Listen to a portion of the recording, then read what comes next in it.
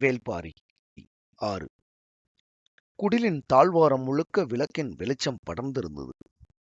பெருங்கலயத்தில் கஞ்சியும் இலையில் சுருட்டப்பட்ட துவையலும் கொண்டு வந்து கொடுத்தாள் அந்த பெண். துவையலை தொட்டு வலிப்பதற்கு ஏற்ப சுருட்டப்பட்ட இலையை விரித்து வைத்து கலயத்தை வாங்கி குடிக்கத் தொடங்கினார் கபிலர். கஞ்சி தொண்டைக்குள் இறங்கும் போதே குளிர்ச்சி உடலெங்கும் பரவியது. புளிப்பேறிய அருஞ்சுவையாக இருந்தது. சுவைத்து சிறிது சிறிதாக குடிக்க வேண்டும் என்று எண்ணிய கபிலர் ஆட்காட்டி விரலால் துவையலை எடுத்து நடுநாக்கில் வைத்து விரலை எடுப்பதற்குள் அதன் காரம் உச்சந்தலைக்கு போய் முட்டியது. கண்கள் பிதுங்கின. விழுங்கிய துவையல் தொண்டையில் நின்றது. விழுங்குவதா துப்புவதா என யோசிக்கும் முன்னர் காரம் சுழன்று பரவிக் கொண்டிருந்தது. கன நேரத்துக்குள் முழு கலயத்தையும் வாய்க்குள் கொட்டி முடித்தார். மூச்சு வாங்கியது. நாக்கு காற்றை துளாவியது. சற்றே ஆசுவாசப்பட்டார். கண்கலங்கிய கபிலரை பார்த்து வாய்பொத்தி சிரித்தாள் அவள். தலையை உலுப்பி காரத்தை கீழிறக்கினார் கபிலர். மறுகலயத்தை கொடுத்தாள். அணில்வால் தினை கொண்டு காய்ச்சப்பட்ட கஞ்சி, புளிப்பிரண்டையை வால்மிளகோடு பிசைந்து செய்யப்பட்ட துவையல் என்றாள். கபிலருக்கு இப்போதுதான் நிதானம் வந்தது. வால்மிளகு இவ்வளவு காரமாகவா இருக்கும் என்று கேட்டார். காரத்துக்கு காரணம் துவையல் சுருட்டப்பட்ட மகரவாழையின் கொழுந்து இலைதான். முதல் நாள் இரவே அதில் சுருட்டி வைத்து விடுவோம். நாள் செல்ல செல்ல காரம் கட்டி நிற்கும். இதுவே 3ஆம் நாளாக இருந்திருந்தால் என்று சொல்லி மீண்டும் வாய்பொத்தி சிரித்தாள். கபிலர் சற்றே நிதானமாக மறுகலயத்தை வாங்கி குடித்தார். கண்களின் ஓரம் நீர் வழிந்தது. அவள் பார்த்துவிடக்கூடாது என்பதற்காக இடது பக்கமாக தலையை திருப்பிக் கொண்டார்.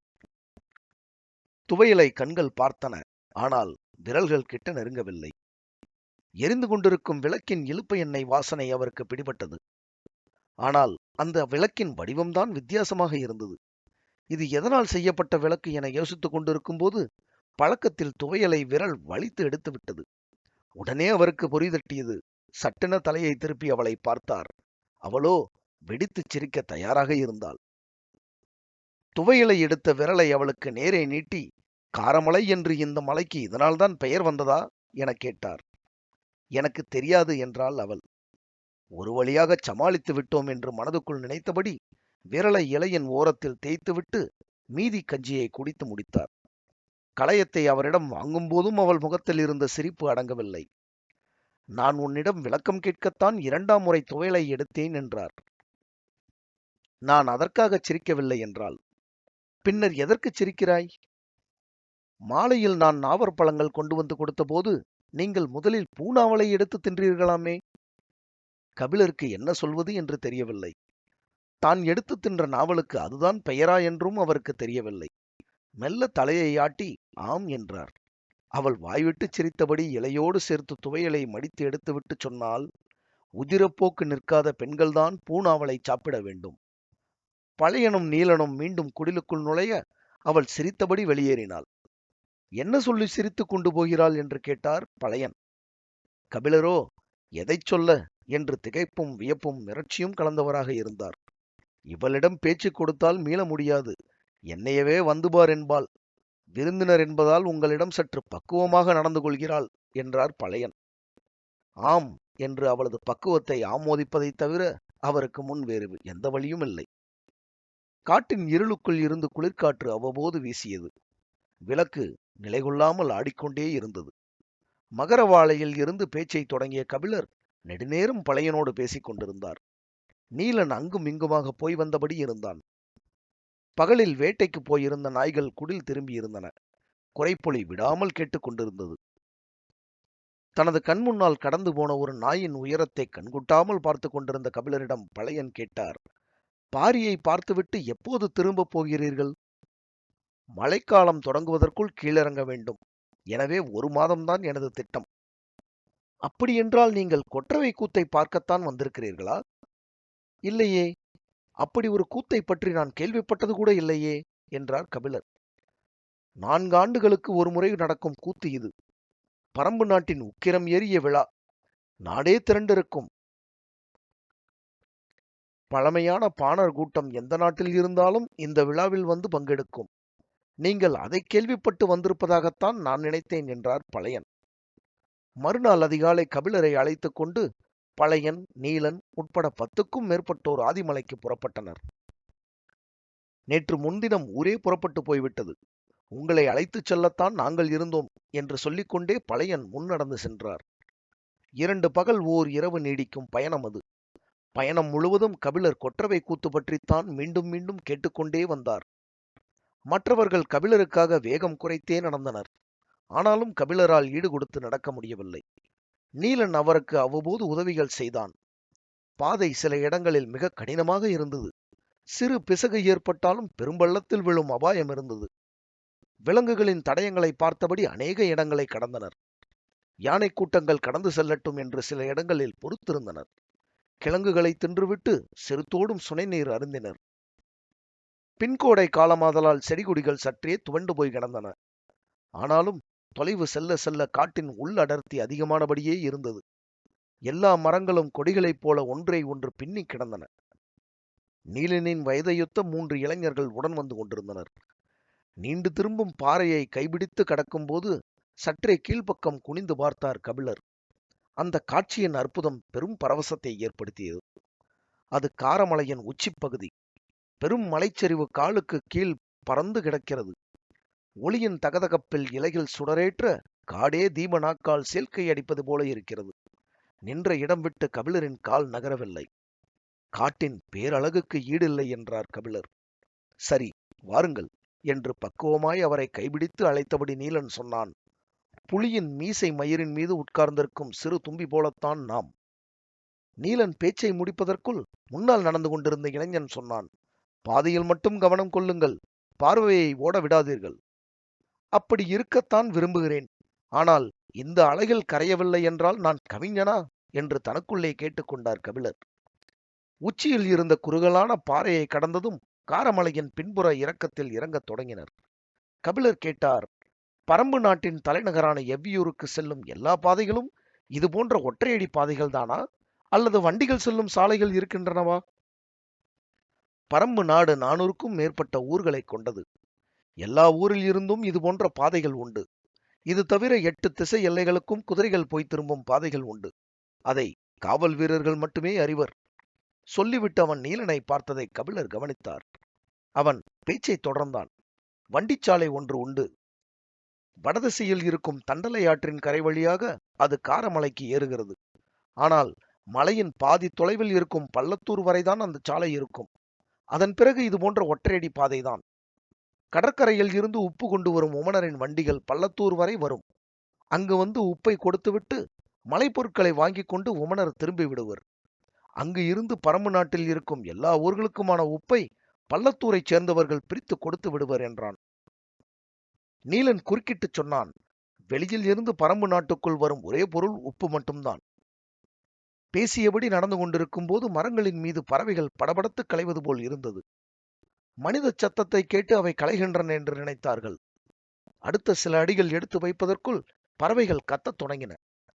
1-2 பறவைகளின் சத்தம்தான் முதலில் கேட்டது. கன நேரத்துக்குள் மொத்த பறவைகளும் காது கிழிவதைப் போல கீ கீ கீ என கத்தி எங்கும் அங்கும் அலைமோதின. மரக்கொப்புகள் மோதி இலைகள் சிதறி உதிர்ந்தன. மேலே என்ன நடக்கிறது என்று தெரியாமல் மரக்கொப்புகளை அண்ணாந்து பார்த்தபடி அவர்கள் இருந்தனர். கொப்புக்குள் பறவைகள் அம்பை போல காற்றை கிழித்து கொண்டு பறந்தன. பெரும் பருந்து ஒன்று இவர்களின் தலையை உரசிக் கொண்டு போனது. கூட்டம் மொத்தமும் என்ன என தெரியாமல் முழித்தபோது திடீரென பழையன் பெருங்குரல் எடுத்து கத்தினார், காக்கா விரிச்சிடா! மொத்த கூட்டமும் கண்ணிமைக்கும் நேரத்தில் சிதறி பாறைகளின் ஓரம் விழுந்து சரிந்தனர். கரும் பாறையை ஒட்டி கீழே சரிந்து பாறையோடு பாறையாக ஒண்டினான் நீலன். மற்றவர்கள் எங்கும் அங்குமாக இடுக்குகளில் புதைந்தனர். பாறையின் இடுக்கில் இருந்த நீலன் சட்டென திரும்பி பார்த்தான். கபிலர் தன்னந்தனியாக நின்று கொண்டிருந்தார். அவருக்கு நடப்பது எதுவும் புரியவில்லை. மின்னல் வேகத்தில் கபிலரின் மீது பாய்ந்தான் நீலன். அவர் நிலைகுலைந்து மண்ணில் சரிந்தார். அவரை கீழே போட்டு அமைக்கபடி கிடந்த நீலன் தலையை மட்டும் தூக்கி மேலே பார்த்தான். பறவைகளின் வேகம் மொத்த மரத்தையும் உலுக்கிக் கொண்டிருந்தது. கீ கீ கீ என காடே நடுங்குவது போல் ஓசை வந்து கொண்டிருந்தது. புதருக்குள் இருந்த ஒரு பெரும் விலங்கு தாவி வெளியேறியது. பாறை ஓரத்தில் இருந்த மற்ற 2 இளைஞர்களும் நீலனை நோக்கி பாய்ந்து புரண்டனர். மண்ணில் சரிந்து குத்தீட்டிகளை கையில் பிடித்தபடி அண்ணாந்து மரத்தை பார்த்தனர். அவர்களின் கண்கள் அலைமோதின.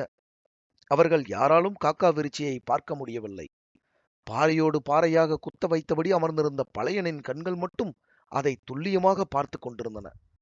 நின்று நிதானமாக அது வேட்டையாடியது. அங்கும் இங்குமாக பறவைகளின் உடல் துண்டு துண்டாகச் சிதறின.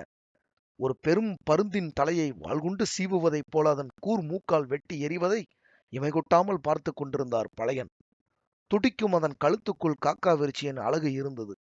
அதன் இறக்கைகள் மெல்ல அசைய காற்றில் பறந்தபடியே அது பருந்தின் ரத்தத்தை குடித்துக் கொண்டே சென்றது. நீண்ட நேரத்துக்கு பிறகுதான் கிழவனின் குரல் வெளியே கேட்டது. போயிருச்சுடா! கீழே கிடந்தவர்கள் மெல்ல எழுந்தார்கள். கிழவன் பார்த்த திசை நோக்கி பார்த்தபடி இருந்தன மற்றவர்களின் கண்கள். ஆனால் அவர்கள் கிடந்த இடத்தில் இருந்து அதை பார்க்க முடியவில்லை. மரங்களின் அசைவுகளும் பறவைகளின் ஓசையும் கொஞ்சம் கொஞ்சமாக குறையத் தொடங்கின. கபிலர் கையை ஊன்றி மெல்ல எழுந்தார். உடம்பெங்கும் சிராய்ப்புகள். பாறை ஓரத்திலும் செடிகளுக்குள்ளும் பதுங்கி கிடந்தவர்கள் எழுந்து வந்தனர். அவர்களின் கண்கள் இங்கும் அங்குமாக அலைமோதி கொண்டிருந்தன. அது கொன்று போட்ட பருந்தின் உடல் சரிவில் இருந்த செடிகளுக்குள் கிடந்தது. ஒருவன் அதை எட்டி பார்க்க முயன்றான். அதை பார்க்க வேண்டாம் என்று கத்தினார் பழையன். அவன் திரும்பிவிட்டான். கிளைகளின் ஆட்டம் நிற்கவில்லை. பழுத்த இலைகள் உதிர்ந்து கொண்டே இருந்தன. கபிலர் கேட்டார், என்ன பெயர் சொன்னீர்கள்?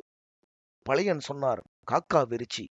வௌவால் இனத்தைச் சேர்ந்த ரத்தம் குடிக்கும் பறவை. இதை கேள்விதான் பட்டிருக்கிறேன். இன்றுதான் இதன் தாக்குதலை பார்க்கிறேன். ஆனாலும் அதை பார்க்க முடியவில்லை என்றான் நீலன். அது மரங்களில் இருக்கும் சிறு பறவைகளை வேட்டையாடாது. பாறைகளின் பொந்துகளில் இருக்கும் பருந்து இனங்களைத்தான் வேட்டையாடும். பருந்துகள் வானில் பறந்து இதனிடம் இருந்து தப்பிக்க முடியாது. அதனால்தான் இந்த பருந்து மரங்களுக்குள் நுழைந்து தப்பிக்க இங்கும் அங்குமாக அலைமோதியது. பருந்தின் இந்த கூச்சலால் மற்ற பறவைகள் எல்லாம் அலறி அடித்தன. இனி உங்களுக்கு எப்போதாவது சந்தேகம் ஏற்பட்டால் மரங்களை பார்க்காதீர்கள். பக்கத்தில் இருக்கும் மலைப்பாறைகளை அண்ணாந்து பாருங்கள். பருந்தோ கழுகோ சிதறி பறந்தால் அது காக்காவிருச்சிதான் என்று முடிவு செய்து கொள்ளுங்கள் என்று இளைஞர்களுக்கு குறிப்பு சொன்னார் பழையன். இதற்கு முன்னால் நீங்கள் பார்த்திருக்கிறீர்களா என்று பழையனை பார்த்து கேட்டார் கபிலர். பார்த்திருக்கிறேன். கை கெட்டும் தொலைவில் உட்கார்ந்திருந்த என் மனைவியின் பிடரியை தனது அலகால் தட்டிவிட்டு பறந்தது. பின்மண்டையில் இருந்து ரத்தம் பீரிட அவள் என் உள்ளங்கையில் சரிந்தபடி செத்து போனாள். அதன் பிறகு யாரும் பேசிக்கொள்ளவில்லை. கால்கள் மட்டும் நடந்து கொண்டிருந்தன. ஊர் பழைச்சியின் அருந்த பின்மண்டை நரம்பு நீலனுக்கு ஞாபகம் இருந்தது. அப்போது அவன் மிகச் சிறுவனாக இருந்தான். ஆனாலும் பழையன் அழுத கண்ணீர் அவனுள் வற்றாமல் தேங்கியிருந்தது. நீண்ட நேரத்துக்கு பிறகு மௌனம் கலைத்து பழையன் சொன்னார், கொற்றவை விழாவுக்கு முன்னர் பறவைகளின் ரத்தம் காற்றில் தூவப்படுவது நல்ல நிமித்தம். பள்ளத்தில் சரிந்து கொண்டிருக்கும் மனிதனின் கையில் அகப்படும் கொப்பு போல இருந்தது இந்த வார்த்தை. தீமையை கனப்பொழுதில் நன்மையாக மாற்ற முடிகிற வல்லமை வார்த்தைகளுக்கு உண்டு. வார்த்தை தரும் ஆறுதலை வேறு எதுவும் தருவது இல்லை. மனிதன் முதிரும் போதுதான் மனங்களை கையாள கற்றுக்கொள்கிறான். மனம் விழுந்த பின்னர் எழ வைக்க எவ்வளவோ வழிகள் இருக்கின்றன.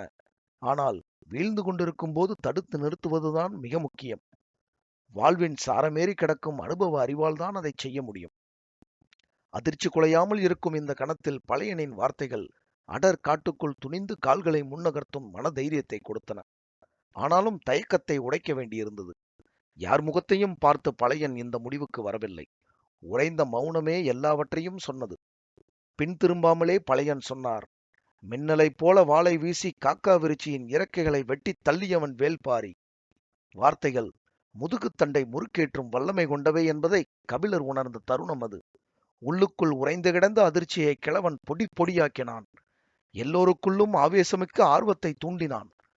பாரி வாள் சுழற்றிய கணத்தில் சரிந்த காக்காவிருச்சியின் இடப்புற இறக்கையை பற்றி காது நரம்பு விடைக்க சொல்லிக் கொண்டு நடந்தான் பழையன். கபிலரின் கண்களுக்கு முன்னர் ஒரு வீர கதை அரங்கேறிக் கொண்டிருந்தது. பாரி வருவான்.